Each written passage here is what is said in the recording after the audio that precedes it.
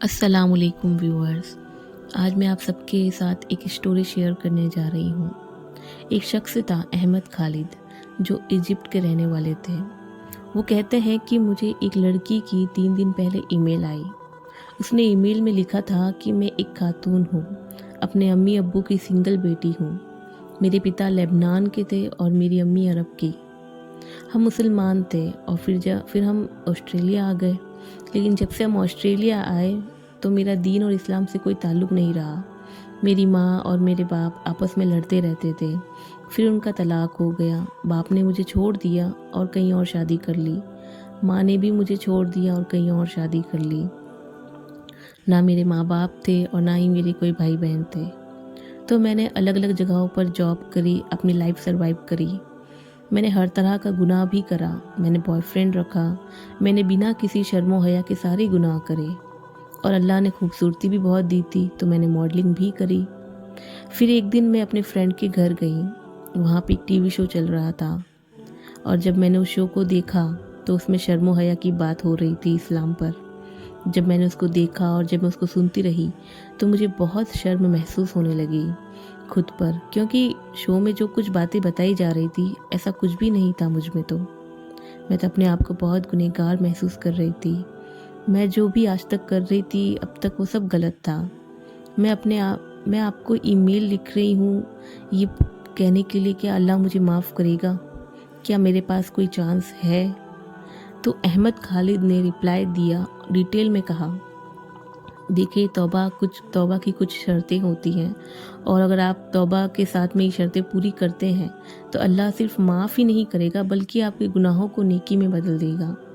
अल्लाह बहुत रहीम और माफ़ करने वाला है। फिर 2 दिन बाद एक और ईमेल आई उस खातून की, जिसमें लिखा था कि हाउ टू प्रे, मैं कैसे दुआ करूं, क्योंकि मुझे नहीं पता कुरान दिखता कैसा है, मुझे नहीं पता नमाज़ पढ़ते कैसे हैं। मैं बस इतना ही जानती हूँ कि मैं मुसलमान हूँ, but I don't know how to pray, how to read Quran. इसके बाद में एक और ईमेल आई जिसमें लिखा था कि please give me some Quran audio. तो अहमद खालिद ने उनको कुछ कुरान की ऑडियो भेजी। उसके कुछ दिन निकलने पर एक और ईमेल आई। उसमें लिखा था कि मैंने मेरा इस्लाम समझ लिया है और मैंने हिजाब पहनना भी शुरू कर दिया है। मैंने सारे अपने गलत काम, जो गुनाह के काम थे, वो मैंने बंद कर दिए हैं।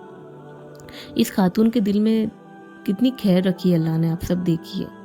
फिर कुछ दिन निकलने के बाद वापस एक ईमेल आई जिसमें लिखा था कि मुझे काफ़ी दिनों से सर में पेन हो रहा था और जब मैंने जाके चेक कराया तौबा करने के बाद तो मुझे पता चला कि मुझे ब्रेन कैंसर हुआ है और ओनली 20% चांसेस है कामयाब होने के।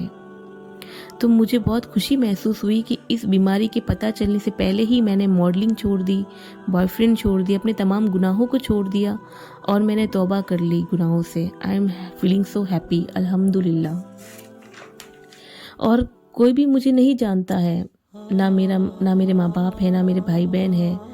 तो मैं आपसे रिक्वेस्ट करना चाहती हूँ कि आप मेरे लिए दुआ करें कि अल्लाह मेरी तौबा कबूल कर ले और बहुत ही जल्दी विदिन 3 वीक्स में उस खातून का इंतकाल हो जाता है। वो खातून सिर्फ 23 एज की थी। बहुत ही शॉर्ट लाइफ थी उसकी इतनी सी एज में अल्लाह ने उसको सही राह दिखाई। उसने अपने तमाम गुनाह छोड़ दिए और तौबा कर ली।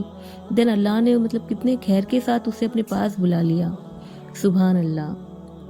सोचे आप, अगर अल्लाह ने उसे तौफीक ना दी होती और वो गुनाहों के साथ मर जाती तो क्या बनता उसका।